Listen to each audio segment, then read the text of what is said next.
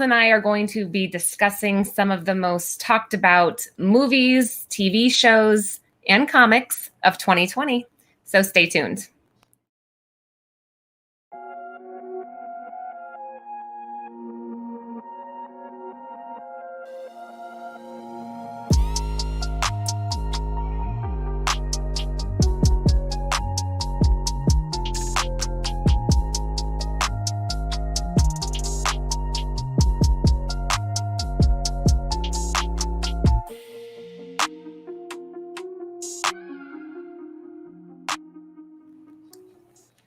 All right, guys, we are back. I am Laura at Bird City Comics, joined by the gorgeous Lucy. Hello, look at her. She looks stunning tonight.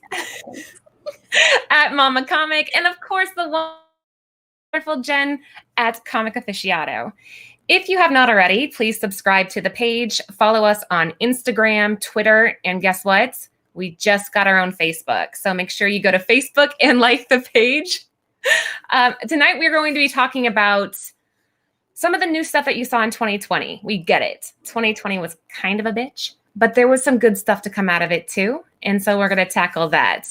Also, if you go to our Facebook page and like it, you will be put in the running to win the Future State Wonder Woman, the Brazilian Wonder Woman that we just got in today. We'll do a giveaway at the beginning of the show next week. Yeah. Anything else, girls? Was that all the... Make sure to like our Instagram too if you're already following it, just in Twitter. Yeah, like our stuff, right? All right, so let's kick it off. The first thing of the night, first item on the agenda. All right, so here's how we're going to be doing this. The girls and I kind of, before the show, we picked some of our favorites and we gave them grades. So the first one up tonight is the October Faction. Lucy, I'm going to let you take over a little bit here because this was your baby.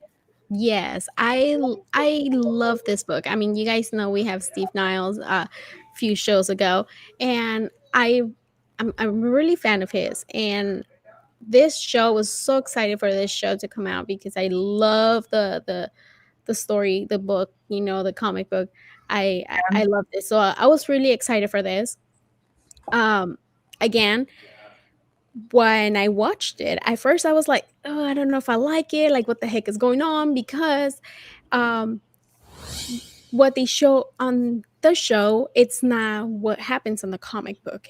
So what Steve was saying and what I kind of, I guess, put together, that this is before the comic book. So if you want to watch this first and then read the comic, then you will understand better the story. And it's so sad because they canceled season 2 because of that, because they didn't really advertise it as a prequel to the book, or yeah, that's what it was. I think they didn't show. Yeah, if they would have advertised it as this is before the book, you know, and to develop the characters, and you know, I think to develop the characters better, to understand them, to understand what they do. But it's yeah, I don't know. Also, they both of the publishers, they put out 2 shows out almost at the same time. This was the beginning of the year, and I feel like they didn't push it as much. A lot of the people, what I was reading, they were looking comparing it to the book, which you can't compare it because this is before. Yeah, that's rough. That's definitely rough, especially for people who are like diehard comic. Like, you follow the comic to a T and they're watching it. They're like, what the hell is happening here? This is not right. Yeah, so it took me, I watched it twice. I like I said, I liked it. And I watched it twice because I was a bit confused. And then I was like, oh, this is all before the book, you know? And then it made sense. So then it all came together. Yeah. So I'm really sad that they're not getting into season 2 because I feel like on season 2, they would have got more into whatever happens in the comic book, more of the story and their adventures and everything. But I love this. Maybe we can hashtag October Faction season 2. Oh my God. And I think we talked about it with Steve, you know, that we should do something like that. Like, we should bring back October Faction for season 2, you know, or maybe a different network if they can pick it up or something, you know, it happens. So I don't know. I hope they do season 2. They bring it back, you know. So for our grade, our comic book women grade, we gave this a 9.0. But that was only because, there we go. That's only because it was just didn't have time to develop, right? It had the potential for a 9.8. It just didn't get there, right? Yep, exactly. So that's our first grade of the night, a 9.0, which is still, it's a solid 9. That's not bad. Yeah.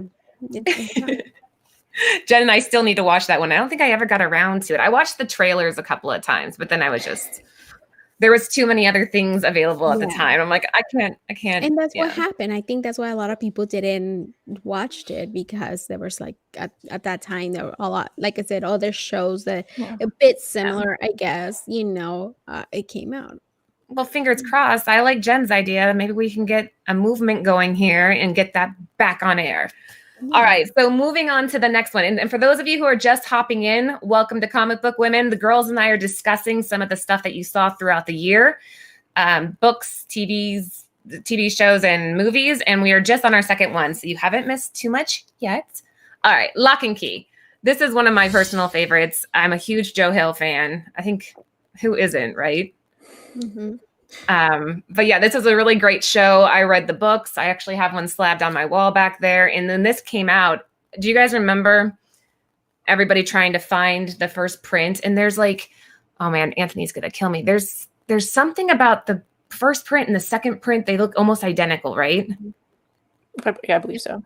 Yeah, right. And so like people were trying to like sell the second prints for the price of the first print. And people were getting scammed left and right because it was so hard to tell. Yeah. Did you guys watch this? The show, yes, I did. The day came out. Really? For this, yeah. I watched it with my kids. That was like kind of what kind of hooked me on it. I'm like, okay, the whole family's enjoying this. What did you guys think? Go ahead, Jen. You first. Well, it's on my like the thing is, there's so many things to watch, and I've been playing a lot of video games, so it's just like, oops. You just haven't gotten to it yet, right? Yeah, I will. Okay. I promise. So this one, again, since this is the one that I was saying, like they promote this one so much, which it turned out great, right? A lot of people that are not in the comic book community, they watched this, you know, they enjoyed it. And when I was watching for the second time, October Faction, and this one, honestly, I was confusing the storylines because I felt like there were, you know, teenagers and stuff like that. But I oh my God, I loved it. Like I felt like, again, they do little things different than the comic book, which for me, it was fine. I was fine with it. I really love this show, and I can't wait for a second season. Jen, can you read what Noah wrote here? So Noah said, Lock and Key, the little kid from It, is a great actor. So there's the new It? Is it the kid that flips everybody off and says aloha? Is that what we're thinking? Yeah. The little boy, the little one, he's the one on I didn't watch It, so I don't know. I've never watched it either. I'm such chicken shit. I'm like, I have nightmares. The new one that came out with like the new little kid actors was I thought pretty good when they did It too.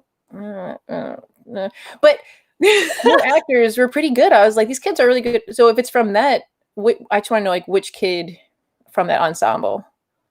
You have to let us know, Noah. He's watching over on YouTube, so it'll be a little bit of a lag. But again, this is a great example of where you're seeing different avenues for people to get pulled into this hobby. You know, you have the comic book, which everybody loved, but then you get the show, and now everybody's hooked, and they wanted the book. And that's good. I don't have the books but I really like. I still read them and I enjoy them. Well, Joe Hill's a badass. What was the one? I remember earlier in the year we did a review of Basket Full of Heads. Remember that? That's a really good book too. So I don't know. Maybe they'll turn that into a show. I heard they were. So yeah.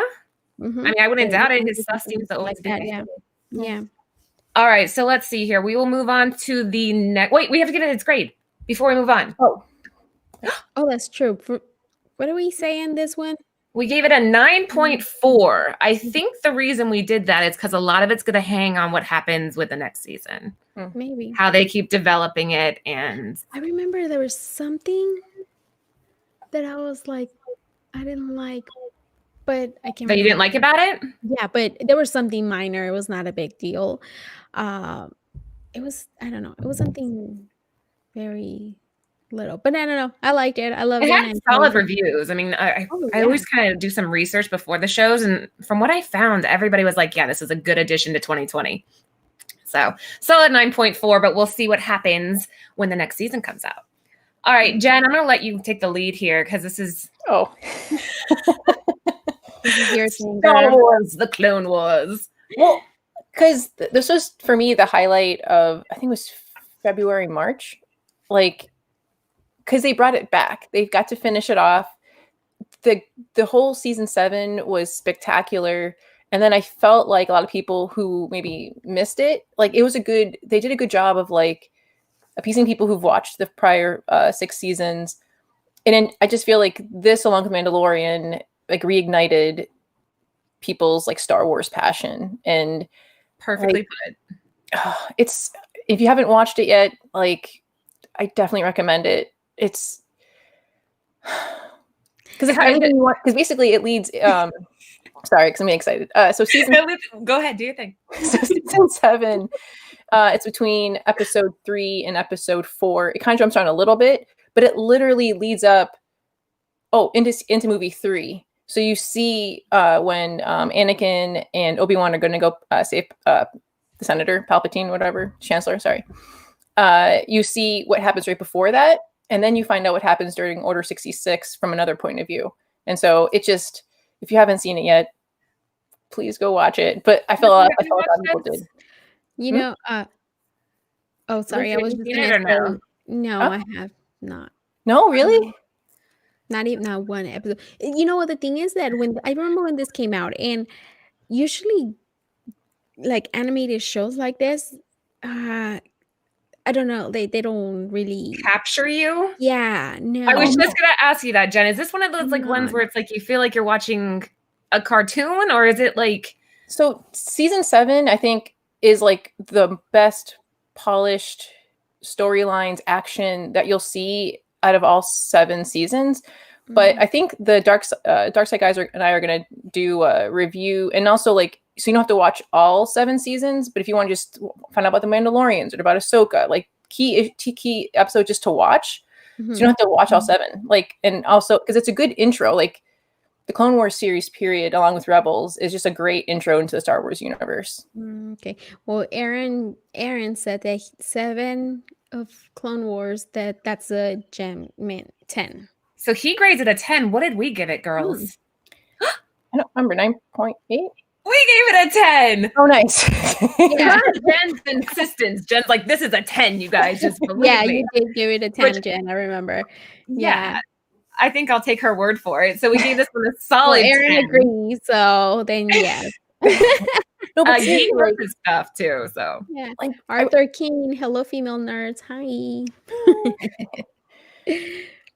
Yeah, so there's just a lot of badass females in that series too. Like, oh man, like I will try to figure out what episodes you guys will like, because I know Lucy, you like horror, so there's a couple episodes that are very horror centric with like the Night Sisters, and then Laura, I'm gonna have to think about this. Yeah, you have to find me a good one. I love The Mandalorian, I do, but I just, again, I'm kind of with Lucy on this. The animated stuff kind of hit and miss with me. It has to be really captivating. Otherwise, I don't know. I struggle with it. Dave Filoni's things usually it builds, right? So I can see how if you just watched a couple of first season episodes, like I liked a lot of them, but then people who I was trying to get into were like, "What is this?" And I'm like, "This, and this," and they're like, "Okay," and I'm like, "Damn it!" But then by season 7, that was like at the end of it, they were like, "This is awesome." And I'm like, "Yes, did it." You brought him to the dark side. All right, moving on to our next. Oh my God. Okay, people in the chat, I need to know, all of you out there that are watching right now, and don't bullshit us, how many of you guys watched this, when the thing broke out? Yeah, the shit hit the fan. When shit hit the fan, how many of us were sitting on the couch? And you know what? It wasn't just that the show was what's the word? It wasn't just that the show was popular, but it didn't kind of make us all feel like we were together as like humanity, all watching this, in my opinion, horrible show. I know people love it, but it like I said, it was good, but it was bad. It was a bad good. I don't know. Like, it's just something that it's like, what the fudge am I watching? Well, you didn't finish it, right? We finished it. Yeah, wait, Jen and I didn't finish it. You did. Yeah, okay. Me and my husband. And my husband does not watch. Like, he cannot bench a show. Sometimes he doesn't even finish the show. But this one, he was hooked. He was this stupid show. We wanted to know, like. It was just a shit show. It was FOMO for me. I had the fear of missing out. Why did you watch it, Jen?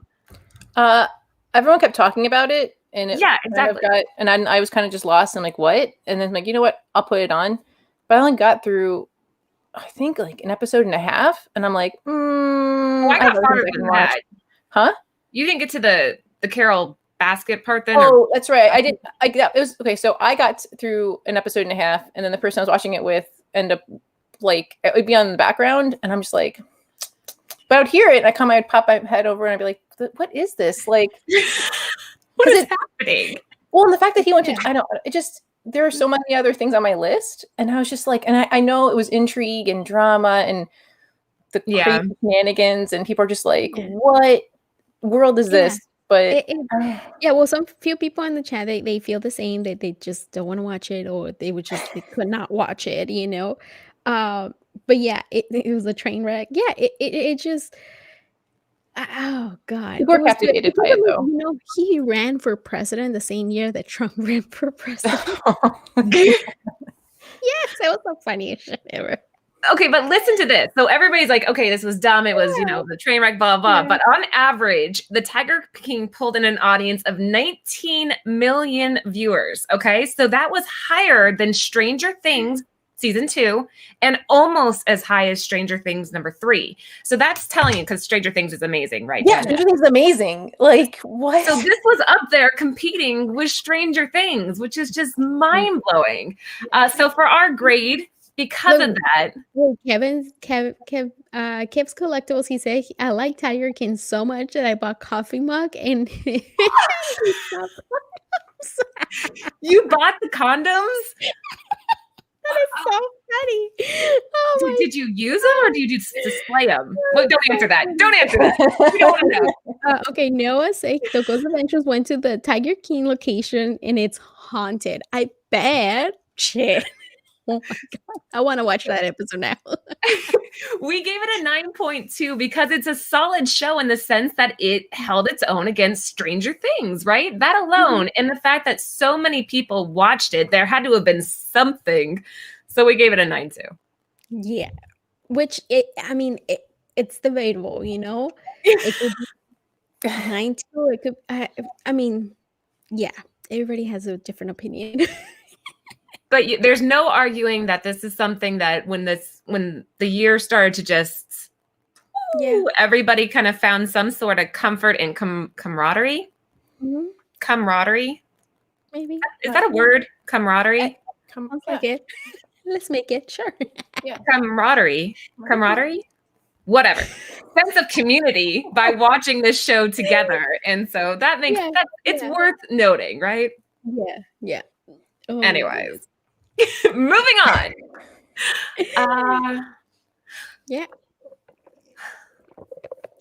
Jen, what do you think?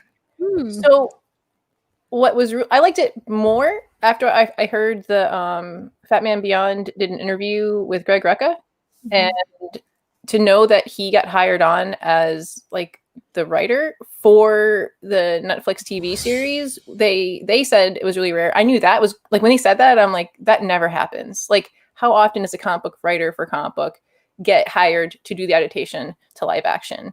Never. And then they had him there on set to do rewrites, and he got to be there and like interact, and like, so that made me, when I watched it, I then was like, you know what? He was there on set. He got to do his own rewrites. Yes, there's a lot of differences from the comic book, but like, that's fine. And plus, it's Charlize Theron, so Yeah, she's kind of gorgeous, right? Oh, first she's beautiful, yeah. And I liked it. I hated the ending. You know what? Okay, if you haven't watched it, too fucking bad because I'm gonna spoil it because it's been out for a while. Okay, It's been out for a long time. Yeah, we're good. That's your fault. Spoiler alert. But here it is. I hated that she was dying. No, that's the brilliant. Like, there's gonna be a sequel, right? Yeah, but then There's gonna it's be a sequel. But think about it. It was horrible, but like it put you in that thing of like she spent how many years coming alive, dying, coming alive. So it's gonna unhinge you. Well, we don't even know how old was she? Like thousands of years old? Yeah, I think it was at least 400 or 500 years. Because I think we were trying to. The person I was watching it with, we were like, okay, how long does it take for you to like? Because we watched the movie like twice. And we're trying to time like how long it takes them to come back to life. And then drowning. And so it's like, how many times did she die over that? Like Oh, I forgot about that part. The chick that's at the bottom of that's shitty. That's horrible. I forgot about that part, Jen. I only watched it once when it first came out. But Anthony and I were talking about it after the fact, and we thought that they should have given it a little bit more development on her past. Like kind of just developed her character a little bit more before getting into the actual movie itself. Oh, Charlize Theron's character? Yeah. Yeah. See, like somebody comics fun run. What comics fun? Sorry, I can't. The New Age Highlander. Yep. Yeah, I love the Highlander. Yeah, it is kind of like I liked it too. That was awesome. I remember. Thank you for saying that. And it is the New Age Highlander, I guess. Yeah. But I like I said, I really like it, and obviously there's gonna be some parts that we're not gonna be happy because we're gonna compare it to the comic book, which that's kind of like our curse that we're gonna when it comes to comic books, because we're gonna compare it, the movie, the show, whatever, to the comic. And there's some stuff that we really like from the comic that we would love to see it on the show or movie, and they don't add it. But I really enjoyed it, and it really ignited people to like seek out the graphic novels and then all the different prints for the number one issue. Somebody said here that they bought let's see, Dewey Scott said, love the old guard and shocked myself that I actually bought the run. So because of that, and you know what, this issue number 1, it's not that expensive. It doesn't go for a lot. It still goes back for down. It's actually like maybe 50. I have the foil one slabbed. I'm flexing a little bit, but I do. I have it on the wall over here. Nice. I'm very, very happy with that. It came out when I had Romy, so I wasn't able to get it because I was having my kid. I think it was during my maternity. Damn it! Childbearing. Just interrupting our comic book collecting. Yes. Damn. But I was not able to pick this one up. But still, my favorite color is purple, and I love that cover that it has that purple. So I think I would have picked it up because of the purple cover. That's awesome.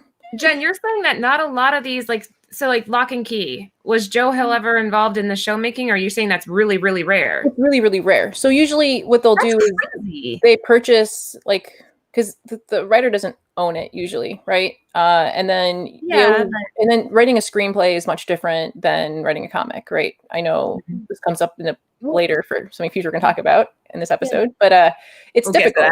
It's difficult, and the thing is that their director, the female director, and Charlize Theron both read the comics, loved it, and I think they championed to have him on set, and then to have, hey, let's rewrite it if we need to. And awesome. Like, again, that interview with him was like that's what got me to then watch the movie with like a different kind of point of view. Jana Prince Bythewood is the first Black female director on the Netflix top 10 most popular films. Nice. That's awesome.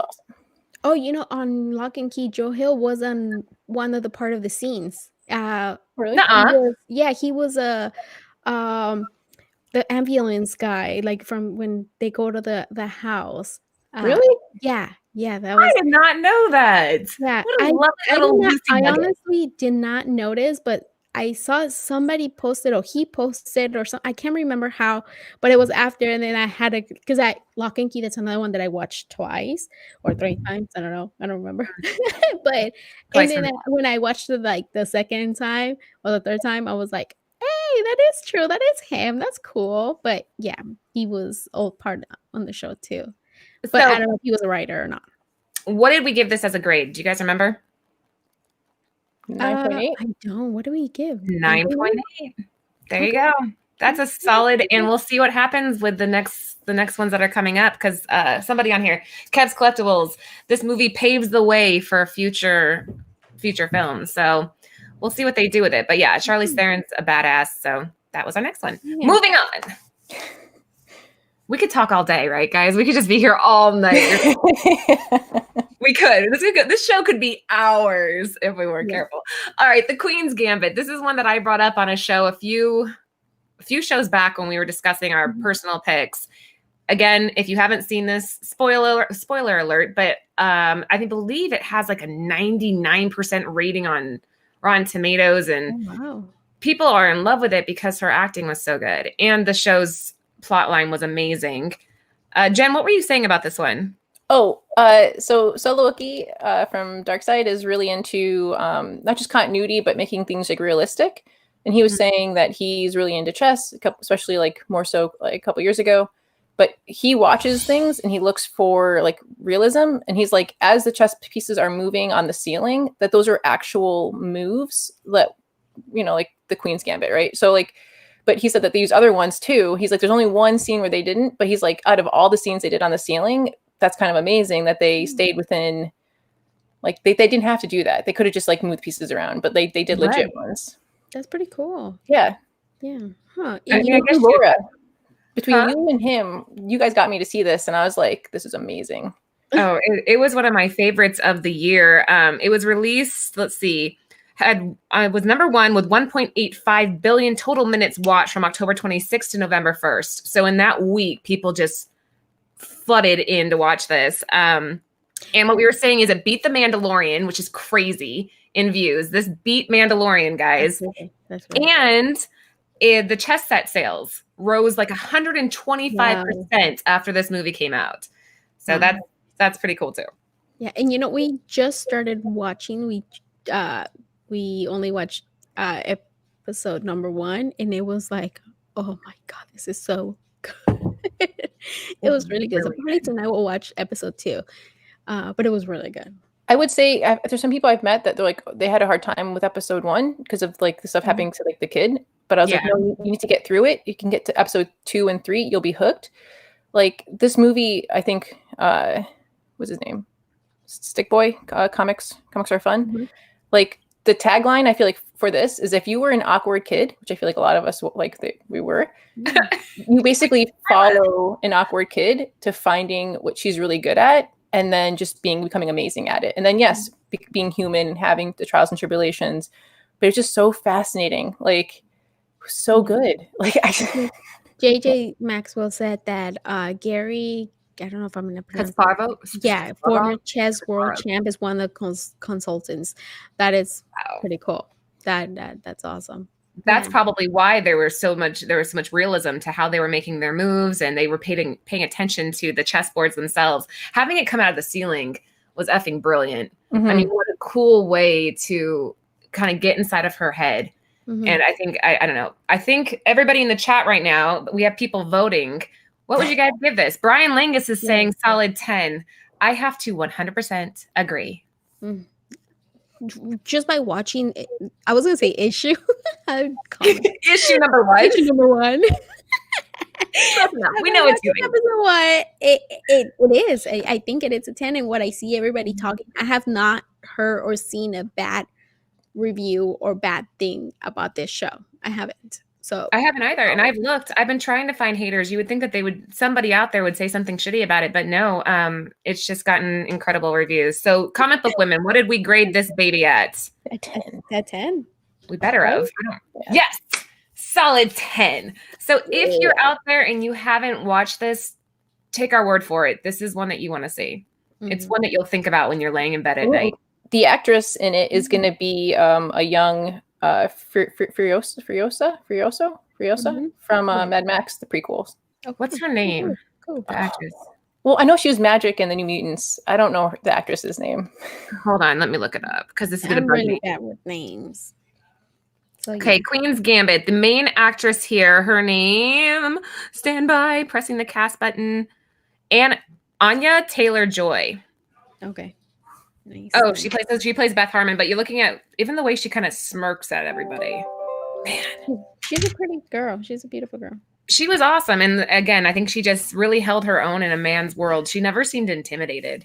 I mean, how cool is that? As women in a predominantly male hobby, we kind of have to hold our own too every time we walk into a comic book store or whatever. So I kind of took some notes from her, that little smirky look.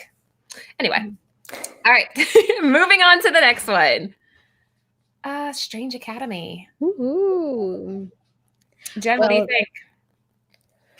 I mean, this was in the year that shall which what is it? What do I want to say? That which shall not be named. Like, this is one of the comic book highlights that really popped to me.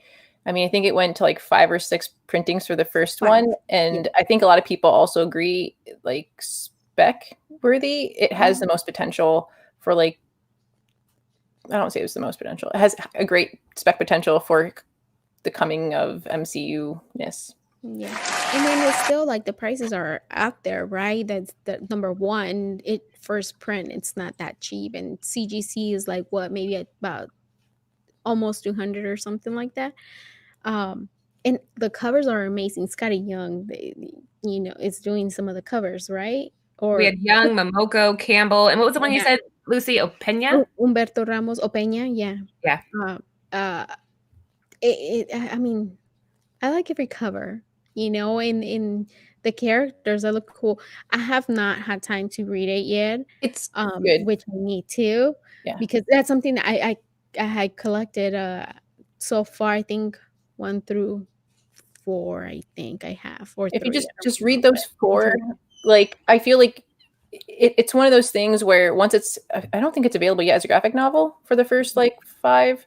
But once that is available, I feel like that's going to be my little gift to, like, because there's every now and then, like, I come across a good graphic novel that I'm like, this is going to get someone hooked into comics. And I definitely am going to do this for people who, like, love Harry Potter and magic. Yeah, for kids, especially. I guess, like, for kids, to get kids like a 10-year-old or something like that to get into comics, that will be a good.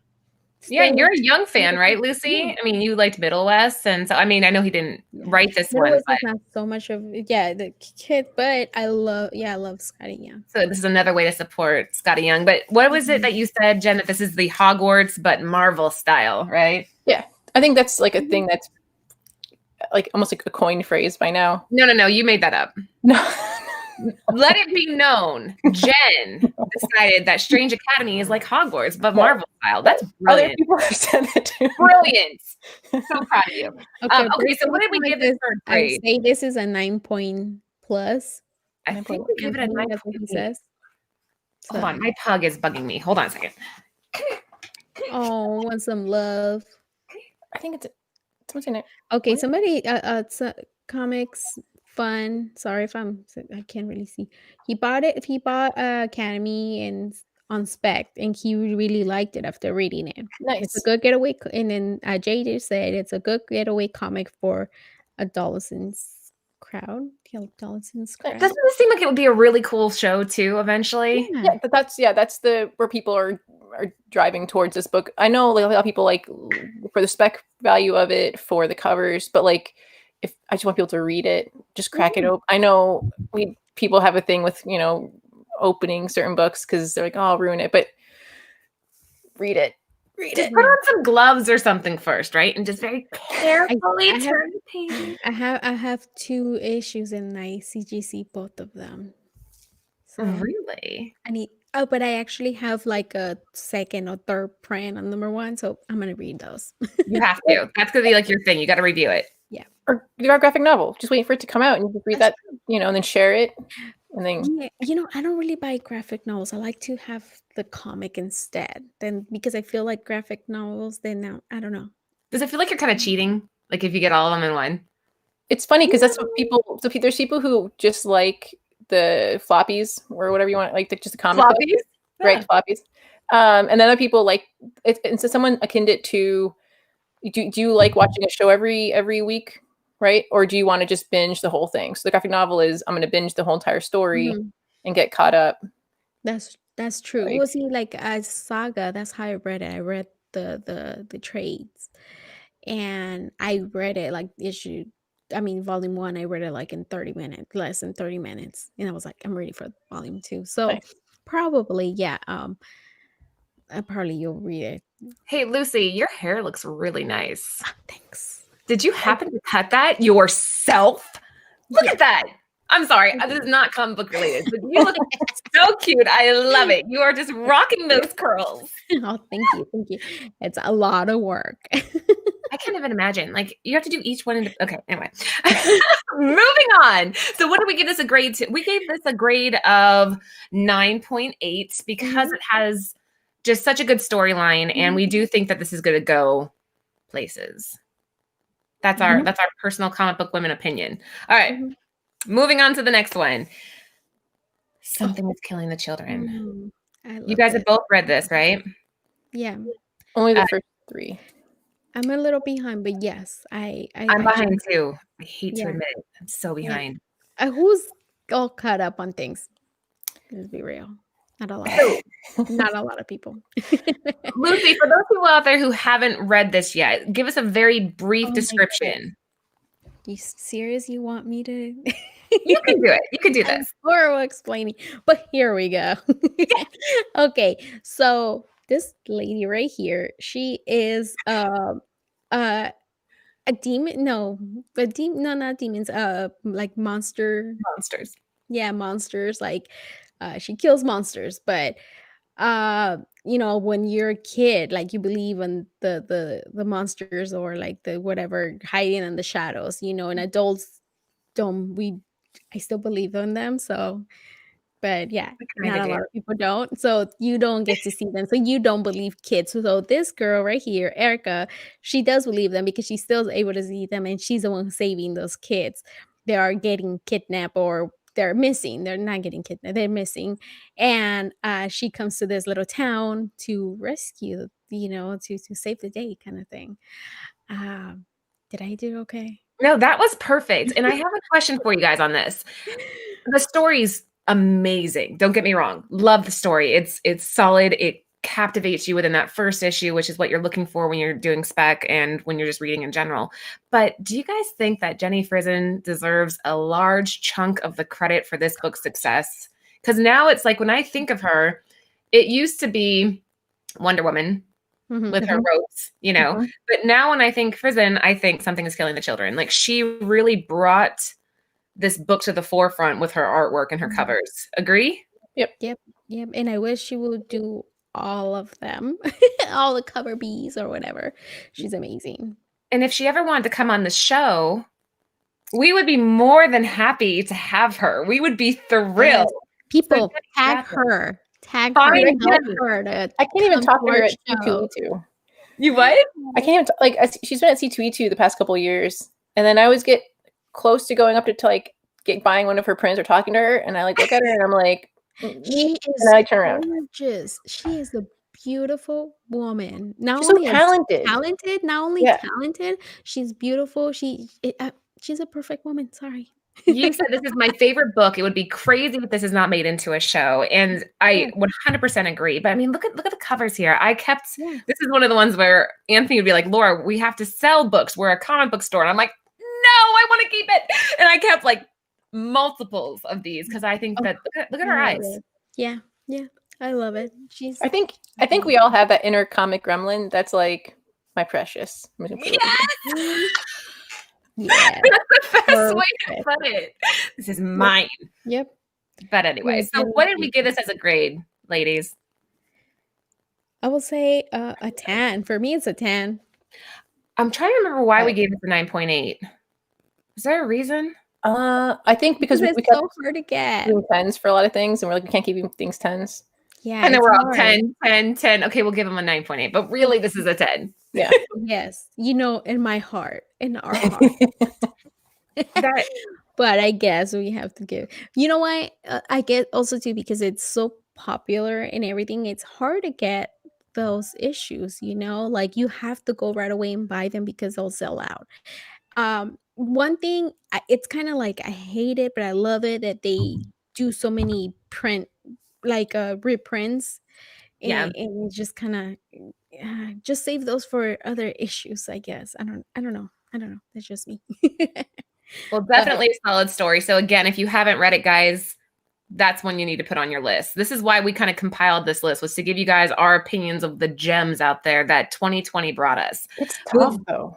It's so hard, man. This list could be 100 long. Like, we really had to focus on the ones that we thought the majority of people would at least identify in some way or another with and had seen. Yeah, I'm actually kind of ashamed we put Tiger King on now. Well, you said it's because of everyone. Okay, it's fine. Yeah. Anyway. Yeah. All right, the next one we have.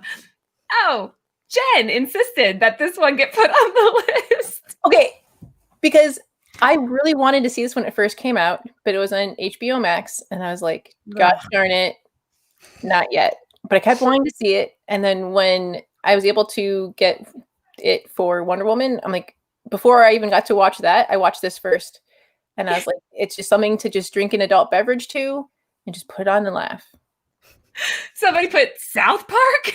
Yes. Again, we're trying to make this a really diverse list. And this is just something to sit back and kind of laugh, because the pandemic kind of puts I said the word. Well, it's on the screen. Yeah. It's one of those ones that just kind of puts a damper on things. I watched this per Jen's request, laughing my ass off. This is hilarious. I mean, all South Park is, but this is definitely one that I think everybody should watch. I tried to watch a little clip, and I was just like, I don't know. Well, there's definitely episodes. I almost want, like, maybe if we have time for another future episode, there's a couple that really stand out to me. Like the Warcraft one was really good. But there's, South Park has some like really unique comedy. Yeah, like gems, like the breast cancer show ever, where Cartman gets his ass kicked by that girl. Like, anyway, so this was a good laugh in a year that kind of needed it. I like the one where he gets chicken pox. That's a good episode. Do you watch South Park, Lucy? So Anthony and I, when we were dating, we used to watch it almost like way too much. I mean, I got a lot of my information, my political opinions came from South Park. A lot of my education came from South Park. That's how I learned about religion. That is South Park. I was, that one in Family Guy, I could never got into it. Never. Like, I was like, I love comedy. I love comedy, but I don't know. It's a different type of humor that I was just kind of like, eh. It's the humor where there's no filters. Somebody wants to know, is he holding a J? Is he? Oh, yeah, he is. Oops. Yes. Oh my God. I mean, it's an adult-ish show. Yeah, I mean, like, we're not saying cuddle up with your kids by the fire and turn this on. No. Something that you watch at night by yourselves. Yeah. I mean, it's South Park, you guys. Come on, South Park. Mm-hmm. Anyways. So what did we grade this? Well, Jen has to pick this one and you, because I had no idea. I forgot. We gave it a 9.6 was our grade. Still a nice solid slab. But we gave it that high grade because this is, again, when life is a little shitty, the best medicine for it, I think, is laughter and just being able to laugh. And this one did that. It made me smile. And I think it would make you smile too. So we gave it a 9.6. That's how I'm justifying this. I'm getting mushy to make it sound less ridiculous. All right, moving on. Oh, really quick, before we get into this one, I just saw a couple people hop in that I don't think we've had before. So welcome into Comic Book Women. I'm Laura. This is Lucy. We have Jen down here at the bottom window there. We go live every Tuesday at 9 p.m. Eastern Standard Time. And if you haven't already, please subscribe to the page and give us a bloody thumbs up. Ooh, bad use of the word bloody. Just give us a thumbs up. Your thumbs up means so much to us. We love it when you guys comment. We read everything. And make sure you follow us on Instagram, Twitter, and Facebook. We just got a Facebook. Like the pages, all that jazz. Anything else? Did I forget anything? No. Oh, we're doing a giveaway. If you like our Facebook page tonight, so if you go to search Comic Book Women on Facebook and you like that page, on Tuesday's show next week, we are going to be giving away a Future State Wonder Woman #1. It's the Brazilian Wonder Woman by Matt Taylor, and it's gorgeous. Beautiful. So, yeah, you'll get that book for free, possibly, just for liking the page. All right, moving on. All right, I'm gonna let Lucy take this one because her and I have differing opinions on this movie. Yes, we do. We do. What do you think of this one?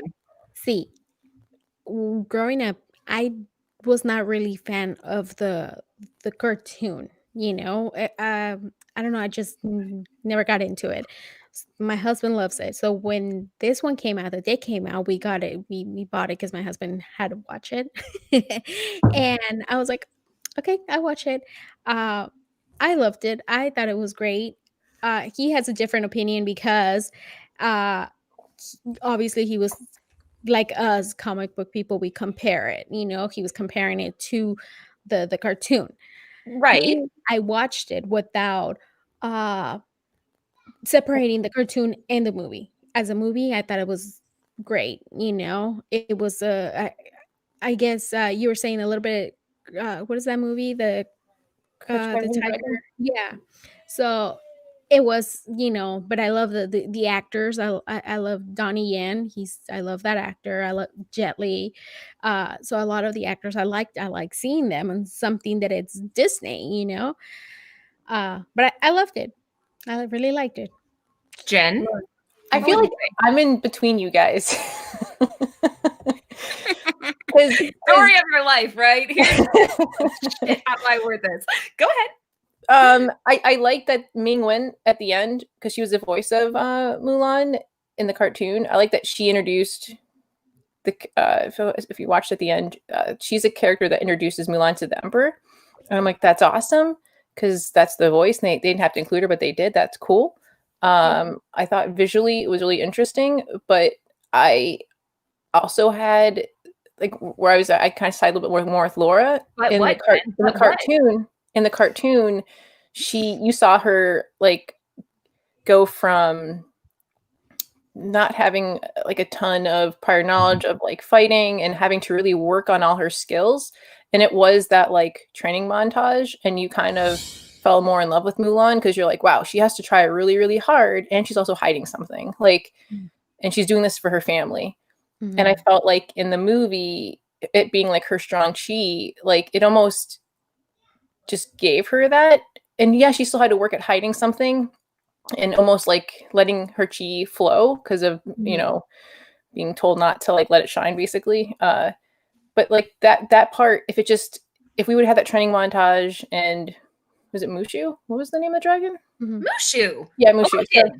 So like, and then even like hearing one of the characters' name is Cricket, at first I was like, oh, aha, like that's them trying to like incorporate the cricket. Yeah. And I was like, okay, that's interesting. Like, but I think because I loved the cartoon growing up, I saw like the balance of like, I kind of wish it was this, but this is what we got instead.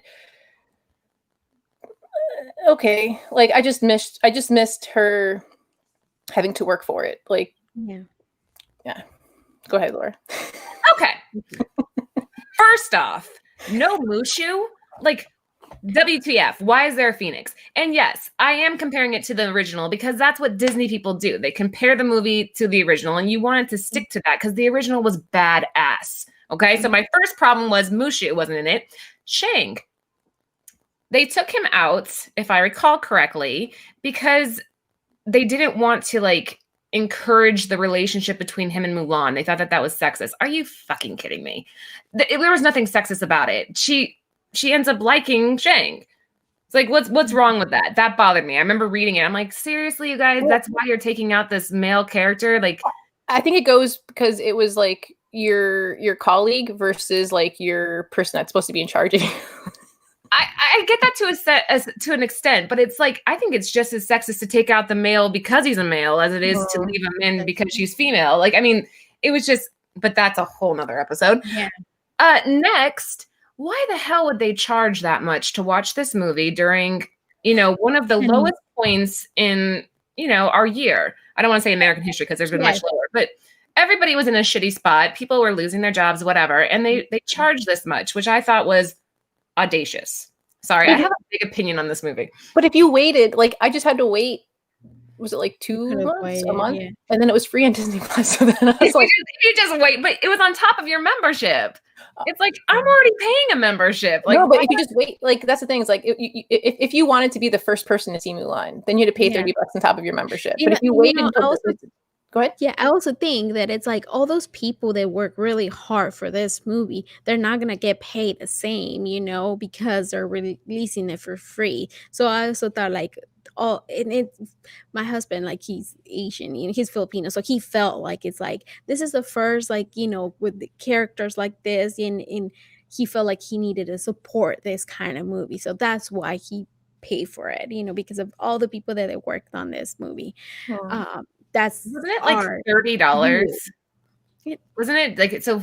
You could go to the movies with like a family. Well, not a whole family. I guess you could probably get 2 people in for $30. Yeah. Maybe not even because snacks and all that stuff. Even 2 people. No, Lucy, you just shove the red vines down your pants before you walk into the theater. No, but I like that Coke right there. Everybody knows that. You just shove like stuff in your kids' pockets and tell them to walk.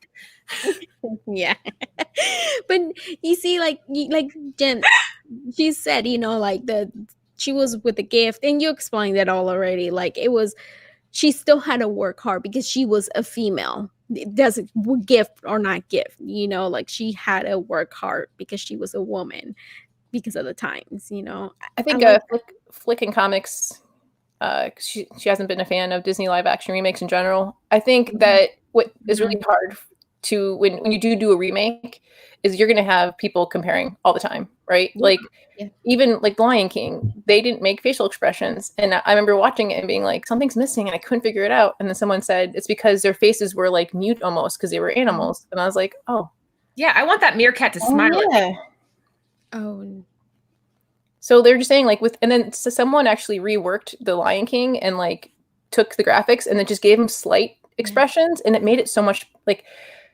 I think just it's gonna be tough for Disney to do the remakes, right? Like just because it's gonna be that comparison. Leave them alone. Are they trying to redo them because they're trying to fix like political correct kind of thing? I almost thought it's because they're running out of ideas. That's a whole nother episode too. We could do a whole Disney episode on like what is Disney doing nowadays. I think it's just a money thing. This is easy money. You take somebody that you already have an established base. You already have a demand for all these characters. So why not extend that demand and get a double dip? Which is, again, why it irritated they charged so much for this one. But what's that witch chick doing in this? Oh, so she was supposed to be like what Mulan could possibly turn into, like the dark side, right? Because she had a similar power but was like shunned.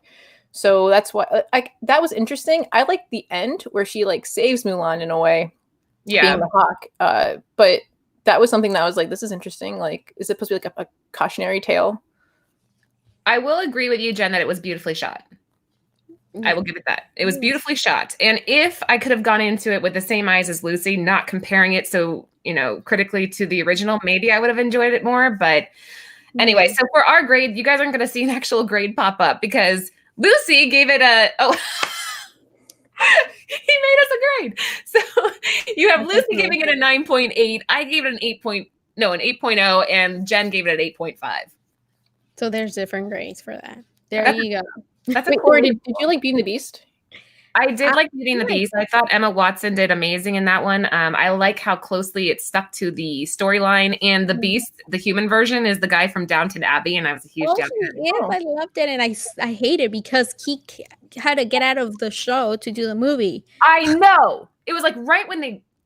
Yes. We'll go on another show. You watched Downton Abbey? Yeah, hell yeah. I was more excited for the Christmas special than I was for Christmas. I was like, Anthony, open your presents. Okay, I'm going in the room. And I watched that. I was so into that show. And that's why my gamer tag on Fortnite's Lady Laura. Oh, so nice. But I like Beauty and the Beast, except for that part I was telling you about where they like did a flashback to France and it's like the mom dying. I didn't really understand. It's not dumb. That's fucked up that I said that. Really like, why? It was a little unnecessary. Like you could have taken that whole scene out, but it wasn't bad. Anyway, moving on to the next slide. Gosh, we're gonna run over you guys again. Jen, have you ever heard of this? Oh man, I don't. Have I? What is this? Mandalorian? You know how I say it? Is that how you say it? No, you want to hear, because the first time I said it, I kind of said it wrong. Yeah. Mandalorian. Like a mango? Yeah. Oh, Mandalorian.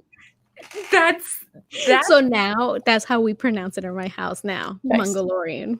All right. That's so cute. Now I want a mango. Jen, I'm gonna let you take the lead here. Go ahead. Well, I don't know if everyone watching or listening? Just don't tell them the finale. Well, I haven't watched this. So. Anyone that's watching this or listening to this, there's another show on Tales from the Flipside called Tales from the Dark Side, and every Sunday we would review Mandalorian season 2. So it's fun to see this back on here. I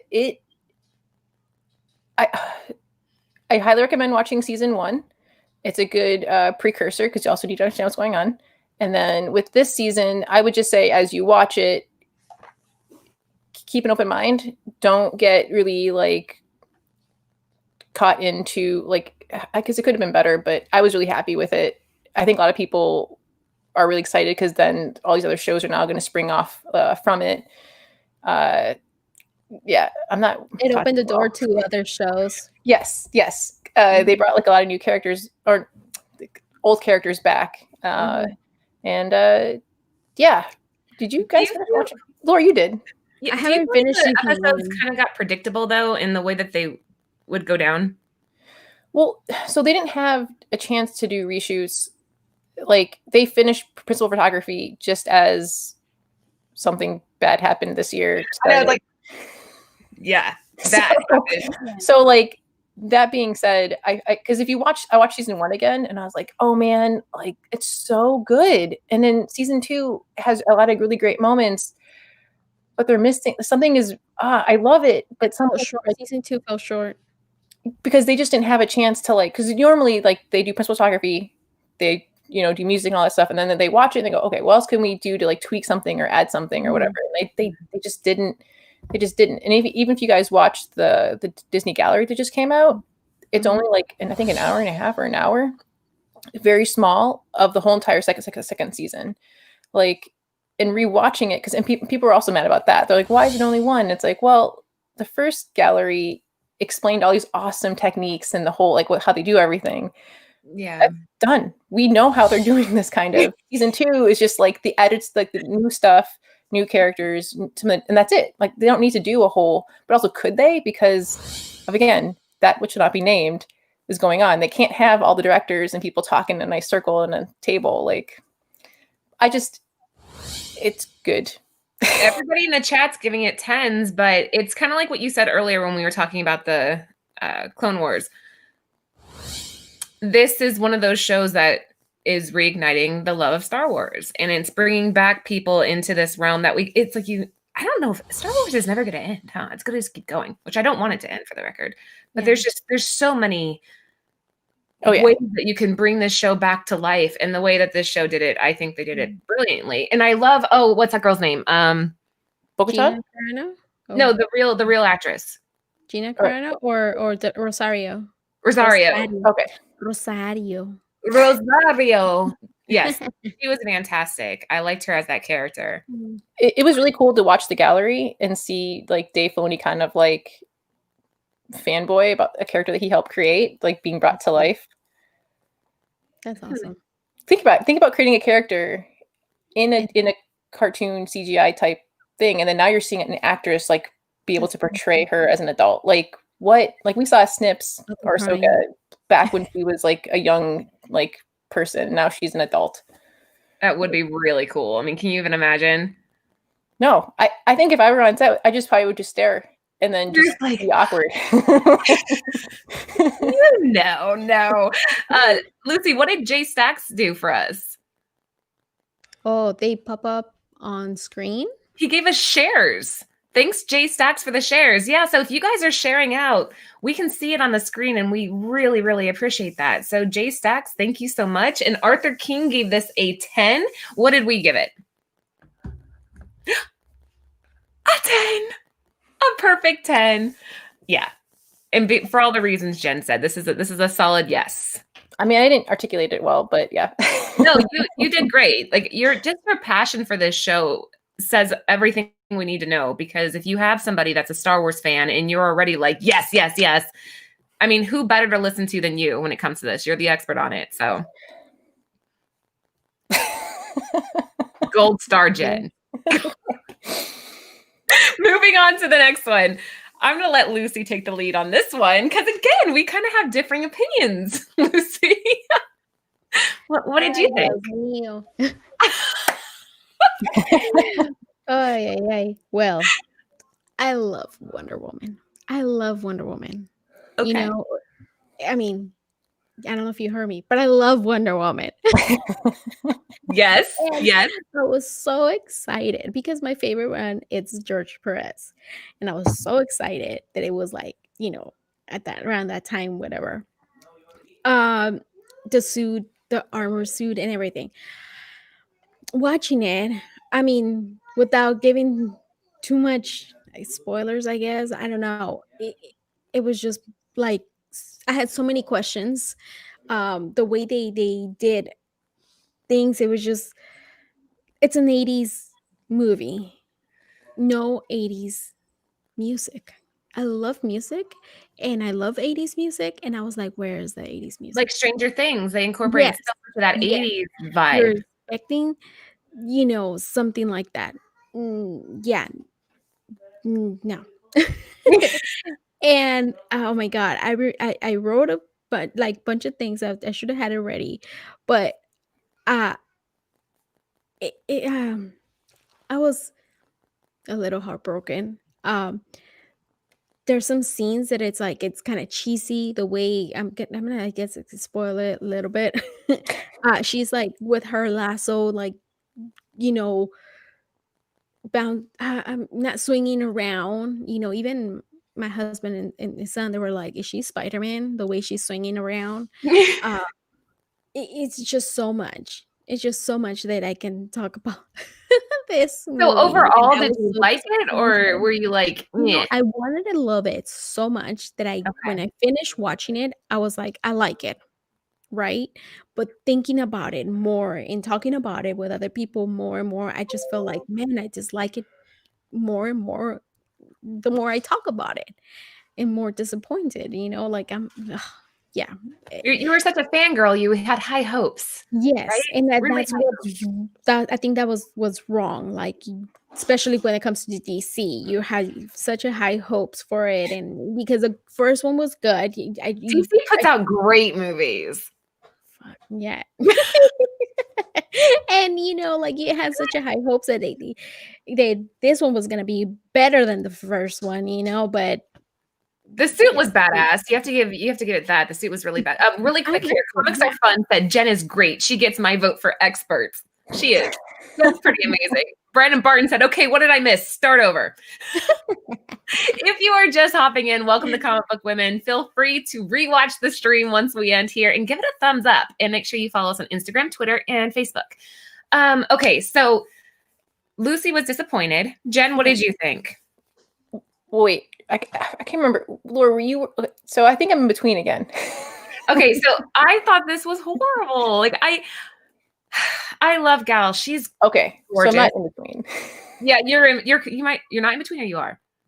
I'm not, because I'm in between if someone like loves it, because there's people who are like, oh my God, it was amazing, and some people are like, I freaking hated it. It's the worst movie ever. I'm in between that. I don't think it's the worst movie ever, but I mean, it wasn't great. I honestly, I remember talking to you guys. We have our own little thread off screen, and we were discussing this movie, and I thought that maybe they filmed it like with her flying and stuff, corny on purpose to make it feel more comic booky. And the girls are like, no, it was just bad CGI. And I was like, oh, well, then I got nothing. I was trying, aside from Kristen Wiig, which I really liked.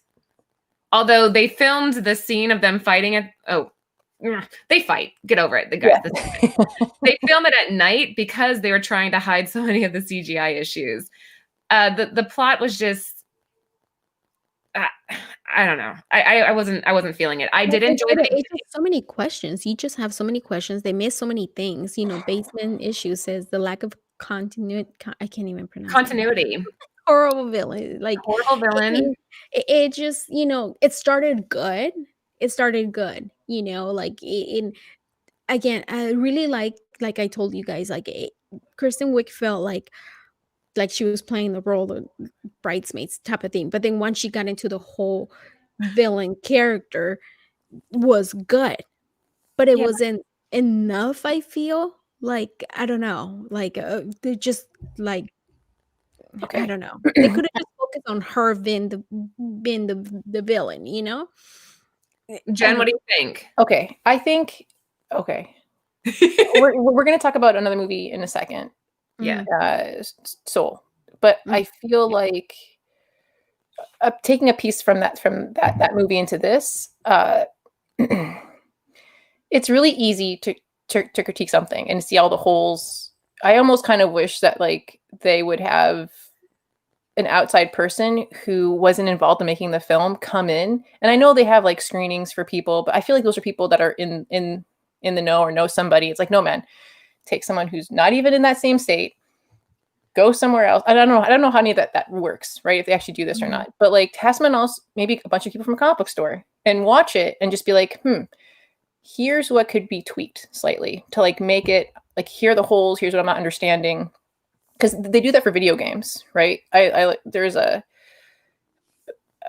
I know I keep talking about Fallen Order, but there was a Jedi Fallen Order where they show people playing it, and then they saw that people had a hard time getting to a certain point. So if people are watching the movie and they're like, wait, what's the rules of the stone again? And why are you using it?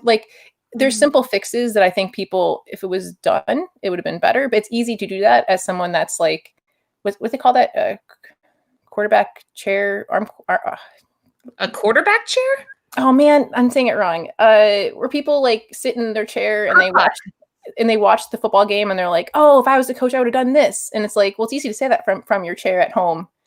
Yeah. Oh man. What you mean. Somebody in the chat will tell us. Somebody will. So basically, oh wait, sorry. Oh no, he's just joking. Sorry. Okay, so anyway, I was reading one of the comments in the chat. So the easy fixes would have been making sure that the genie or this dream stone had the same rules, and they changed it a lot. And then there's things I had to guess, when both Wonder Woman and the Minerva got their first wishes on the stone, they got another one when he became the stone. So I'm like, okay, but that's me just trying to figure it out as the movie's going on. And then at the end, I was like, wait, what? If he already renounced the wish, then how is he on the helicopter that's the president's, dropping him off? That's out of order. They should have changed the order of how things happen. So you're like, oh, okay. But then nothing bad happened to the bad guy, and you're like, okay. And then what the hell happened? And then Minerva, I love that friendship of Diana and Minerva. That was great.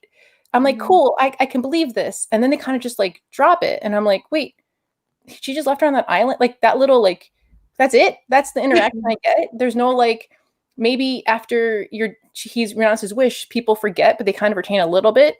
Dang it, that doesn't make any sense. And then Wonder Woman, I liked Wonder Woman #1 so much, right? So good. And it was a great filler, because then it leads into Batman vs Superman. You're like, okay, that's why Wonder Woman took a step back from humanity, because she lost somebody. This sequel had a hard time being a gap between that, but I almost wish they would have done it in the 60s or even during World War II, closer to the time instead of further, because it just a 70-year gap, you were saying, right? Yeah, that was I was like, it's hard to swallow that amount of time. And so then even because you still, at the end of the film, it's supposed to, I really wanted to like this movie also 100%. And I feel like I'm in the middle. There's aspects of the movie I still really like. I still think Gal Gadot is a great Wonder Woman. I think her acting has gotten better. It was really cool to see. Oh man, I'm blanking on her name. The original Wonder Woman, Linda Carter. Oh, Linda Carter. Yeah. When they had that scene of And that's what everybody likes. That's what everybody has agreed that's like the best scene. When they had that scene of her in the armor, like, and all you saw were her eyes, in that moment, I knew it was her. I'm like, oh, that's awesome. And I'm like, wait, that's all they're going to show is just her eyes. And then at the end, you're like, oh, cool. Like, she's still running around. You see, like, a lot of people, they say, like, that they're not comic book people that I see in other places. They're like, oh, but the message, like, I see people that are like, oh, it was so horrible, like comic book people, and I see people, no, but it's you need to focus on the message and the message of, whatever. And it's just like the first scene, the beginning of the movie, it's a long ass scene, for something that for the message that they're gonna use it all the way at the end. And I was like, what was the whole purpose of the whole long ass scene, just for that little thing that they're gonna use at the end of it, which they could have like chopped that little, like, smaller, use the same message, and you could have focused more on one villain. Message got muddled, right? It got muddled because we're like, wait a minute, he didn't pay for it. Like, his consequence was what? He didn't lose his son. Like, nothing bad that we saw on camera happened to him. Like, he undid everything, and no one. And that's the thing that I was like, oh man, if this would have been set like in World War II or in the 60s, you could have seen some people renounce their wishes. It would have fit better. And then some people not, because that's the thing about humanity. Some people are like, nope, I kind of like what I said. And then those things could have been why Diana was like, man, I helped you guys, and you guys still chose not to turn out your wish, and there's still messed up things in the world going on. Yeah. So we need to have Jen on set. That's what we need to do. We need to get Jen to go and be a DC movie consultant, and then this shit would hit. Like, this would be great. This would be gold. I will say Lily Aspel, who played the young Diana, did fantastic. She did all of her own stunts, and I thought the beginning of the movie was great. What would you guys grade this? I'm gonna go, I don't know, between 7.5 to 8. We gave it a 6. Oh, okay, that's what it was. Okay. I think I would probably do like a 7 or an 8, just because there's hope, and that it made me almost wonder. And I know from hearing or seeing interviews and stuff, right, that Patty and Jeff Johns, right, like, she really likes him a lot. People in DC really like him a lot, and I think it's because of his notoriety in like Blackest Night, and he's had a lot of other great titles and stories, and people liked them. But that's a comic, like, that's. I don't know if he's ever gonna be on the show now, but like, I think he does a really good job with comic books. And then I like Shazam sort of, but there's a weird something's going on in those movies where I'm like, man, it's not 100%. And again, I know few people see a movie and like, I'm 100% into this. This is awesome. I have nothing at all like wrong with this. Yeah. But I almost wonder if something's going on with him in writing, because I don't know. I just really like I know he was involved a little bit with the first one, but like, I think Patty's pattiness shined more in the first one. I felt like the second one, something felt off, and I just kind of want her to like whatever Natalie Portman saw in her that wanted her to direct Thor: Dark World. That's the director I want to see. Like, that's the director I'm really hopeful for Rogue Squadron. Like, yeah. I don't want to see people meddle. And I know like Suits sometimes will come in and be like, I want to see this and this. And you're like, like, you have to like adhere to certain things. But I just wish we would see like a breakdown of like who's involved in what. But I don't think they'll ever do that. Okay. So 6. We'll go with 6. Nigel said somebody said it high. Yeah. Okay. Well, so I think our next. Oh, sorry. It's fair, right? All right. Yeah. Next up, this is going to be another one that's going to get us going here a little bit. Lucy, why don't you take the lead here? Oh my God, I love this one. This one, it took the bad taste out of my mouth of Wonder Woman. It was a cleanser. Our mouth. It was so beautiful. This one, yes, you do focus on the message on this one. And oh my God, Pixar, again, it's just like the music. I love music. And this one, it's just like that music, it just make, even for a little bit that they play, they make you feel good. And it's just I think it's a beautiful movie. I loved it. I agree with you there, Lucy, but I feel like they should have brought more jazz into this movie. I think the beginning was solid. Man, I'm gonna piss people off because everybody loves this movie. I loved it. I watched it. I know. I'm like I liked the beginning, but then it's like he falls through that hole, and all of a sudden it's like this blue guy, and it's like, okay, what's happening? I feel like I'm in the Inside Out all of a sudden. Have you guys seen Inside Out? Yep. Yeah. Kind of similar to that. Also Pixar, right? yeah, it was kind of slow though. Like I sat there, I'm like, okay, keep going. It's unfurling. It's unfurling. You are going on the journey because imagine like that's you in that moment. If you just were on a weird walkway going towards a bright light and then seeing little blue people just go sizzle like it was some kind of like bug zapper, I too would be terrified and be like, what? No, I was supposed to have my dream job. Only one that was like, what's happening? I mean, that just seemed a little bit like his character kind of bugged me. He just seems so selfish throughout the entire movie. And that's the art. Yeah, he was so narcissistic, and I didn't like him at all though. And then like he's so focused on what he wants, what he like, so focused on his goal, I guess, that he's forgetting everybody around him, you know? And it's like he was so focused on the damn phone that he fell through the hole. I feel that was like the first message. How many of us would do that in real life? How many of us have been on our phones? Yes. I would be down many holes. I liked it. I just yeah. You were like, hey. But I really liked it. I liked it a lot. Like it's getting 10s across the board, girls. So I believe I'm the only one that's kind of like the message, like, okay, where the message of Wonder Woman 1984, I felt like it was muddled, and I didn't feel like I cry at movies. I get really invested in them quickly, and when that didn't happen with Wonder Woman, I was like, what? That's weird. I love these movies. And then when I watched Soul, I was like, I was so into it, and then even at the end, like, I didn't bawl, but I got teary, and then I felt it reinvigorated like my creativeness and my wanting to do more things instead of being like stuck in a rut. Like I applaud that. I do applaud movies that will make people kind of reevaluate how they're living their life. I think I think it did accomplish. Oh, look at it's the producer, or brought to you by from the people that's Inside Out. Oh yeah, Pixar. Yeah, the same. Yeah, the studios about it.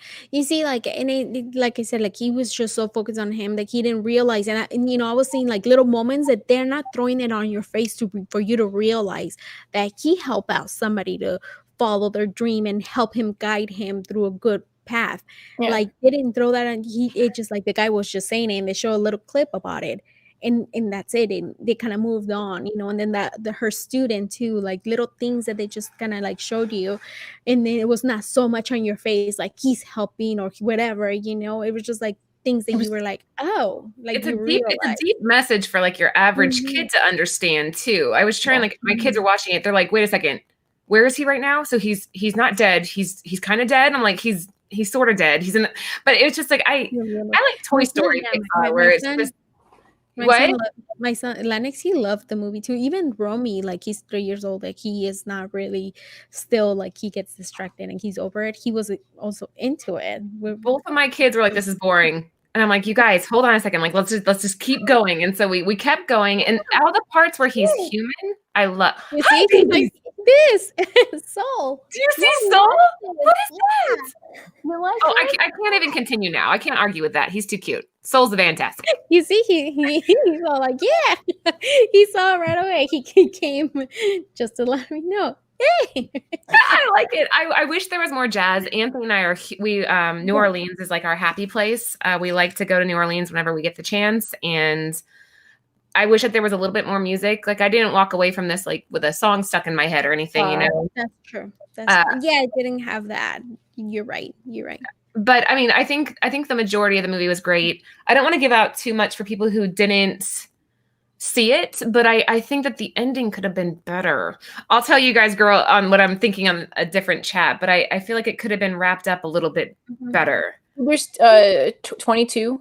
Yeah, is one of the souls that you meet. Is Tina Fey's voice. Yeah. And at first I didn't hear it right away, and then I was like, oh hey, it's Tina Fey. Yeah. Yeah. I liked it. I loved it. People in the chat are saying this movie doesn't seem like it's for kids, it's for adults. I mean, yeah, I guess that's true. Almost all Pixars are like that, I feel. Like the message is always like the adults get it the most. But I think there's like a subconscious thing when kids watch certain things too. Like it's kind of, because there's stuff that happens in Avatar: The Last Airbender and Korra that you're like, this is a kids TV show, but like it's kind of, when we were kids and we saw things that people are like, how are kids watching this? And it's like, no, it's good. Like it gets them thinking and understanding more outside of their little world of like Yeah. read and learning and school. And I agree with you on that. I like that it does expand it. When you are done watching it, you're like, oh, I'm gonna go enjoy making my coffee. I'm gonna go enjoy wrapping myself in a towel after my bath. Like you start to appreciate the smaller things, but I feel like again the middle was a tad slow for me. It was a solid delivery other than that. And I love how much you two liked it. These two girls were just like, it's so good. I'm like, I have to watch it. And you guys are just so passionate about it. And the fact that it created that passion means that it's success off the bat, which gives it a solid 10. 10. Yes. We're giving it a 10. Anthony said, I want to watch a movie through Jen's eyes. Oh man, I can't even imagine. She's like, whose voice is that? I know that actor. What actor? But I get really into like TV and movies, and I know like it's not real, and I know that. I'm very aware of that, but I get really into like you get invested in the message and this, and for that like hour, 2 hours I'm watching it, there's nothing else going on. Like, and that's why like I don't like even to review like Mandalorian. I usually watch it like twice. The first time is for pure enjoyment. I'm just in it, and sucking it all up, and then the second time I rewatch it to see like to kind of critique it a little bit more. Yeah. So, and I should start doing that. That's actually a clever. Hold on, my 13-year-old just walked in here. What did you think of the movie Soul? Like you said, I thought the ending could have been. Don't say too much about the ending. I feel like they should have reunited some of the main characters at the end, like maybe in the future or something. And I thought it had a good message. I kind of got the message. I think it had to do with people not believing you and you trying to find your passion in life. And sometimes you need just people to support you throughout, or you don't have anything. Hey, my 13-year-old just so the message was right, but we were talking about it at the end. If it would have been like a year later, and then you see that could have been like an after scene credit. Yes, if it would have done that, I would have been like, nailed it. Yeah, because that's something that my son Lennox he said. So what happened to 22? That's something that that's right. So that could have wrapped it up a little bit better. But if you haven't, who is speaking? That is my daughter Ellie. We named her after Laura Dern from Jurassic Park in that her character, but that's Ellie in the background. And she was watching the movie with Anthony and I the other night, and she kind of, Okay. Anyways, all right, moving on to the next one. The last one, right? It's our last one. This is our, second to last. Okay, The Last Ronin.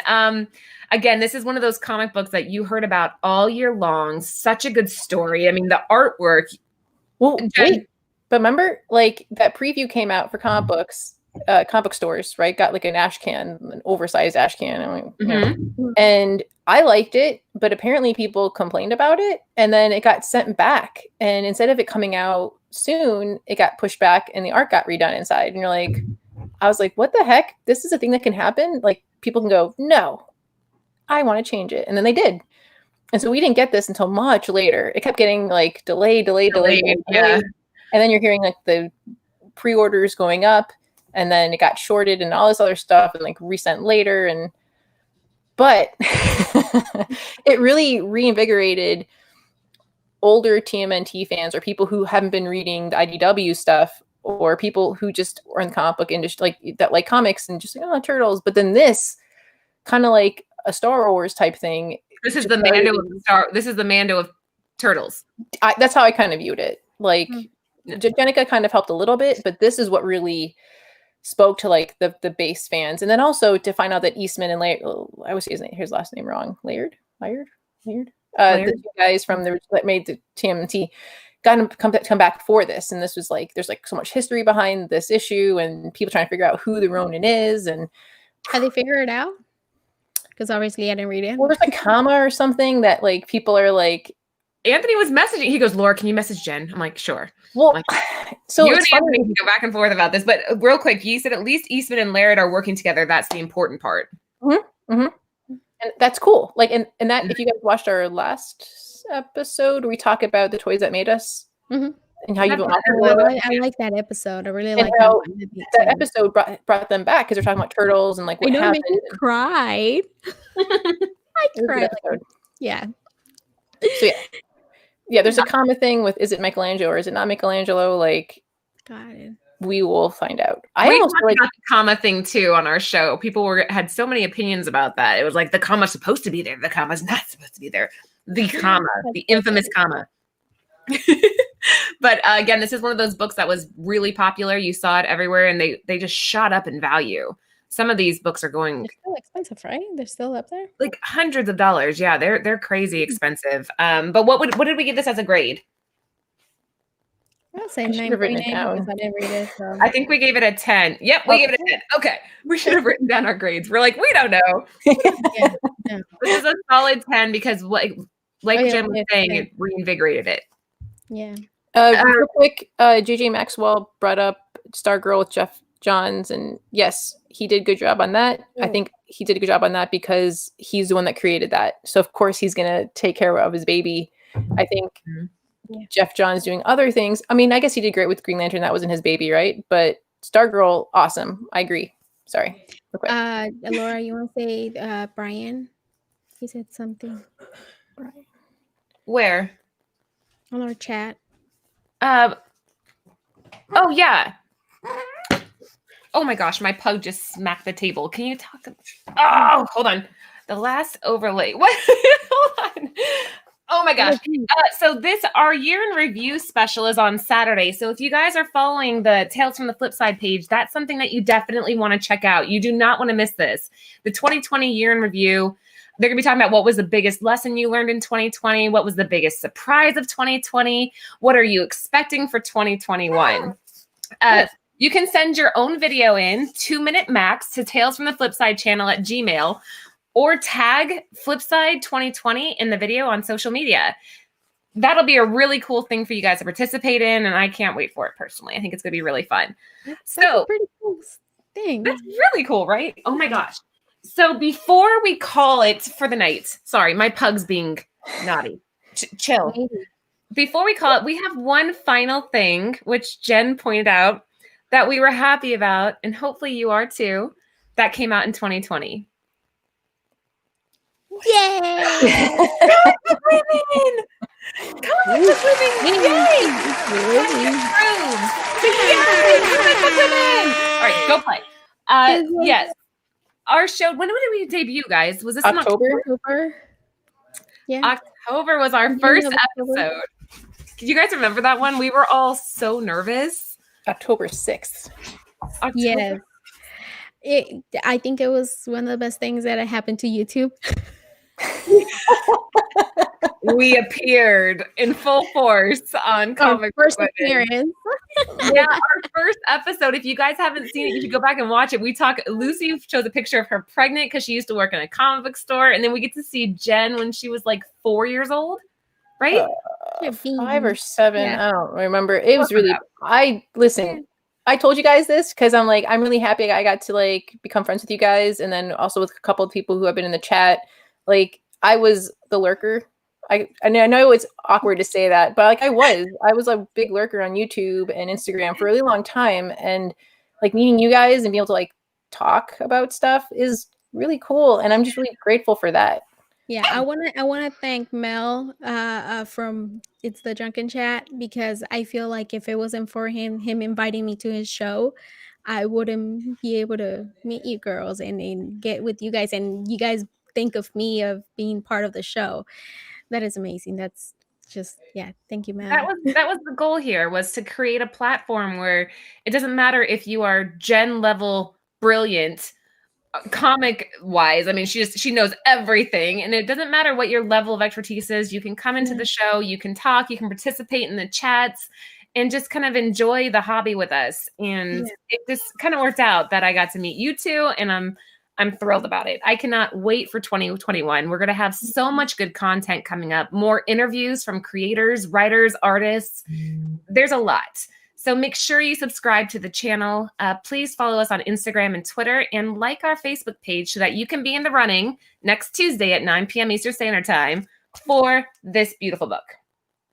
Isn't that gorgeous? So really cool. I got it in person and I was like, it is Future State Wonder Woman #1 by Matt Taylor, who he's known predominantly for his movie posters, but the way he does the coloring is just phenomenal. And we'll be giving it away to somebody who likes our Facebook page on our next show. Other than that, make sure that you are following Lucy. She is over on YouTube. If you search Mama Comics, she does a show on Saturdays, really cool ghost stories. Yeah. Yes, and I just started like talking like the bad stuff about like kind of like ranting about comic book collecting. So JJ was asking if we're doing any anime or show and movie reviews. Soon. Maybe. We have a lot of things. Well, it's funny because we have a lot of ideas and we're just trying to figure out like when to do it. Yes. Yeah, we're gonna get it all together. And again, we listen to your comments. So leave a comment on the show and give it a thumbs up. Yeah. All right, we are gonna call it for the night. Girls, you guys agree? You guys have a wonderful new year, and we'll see you in 2021. Good night.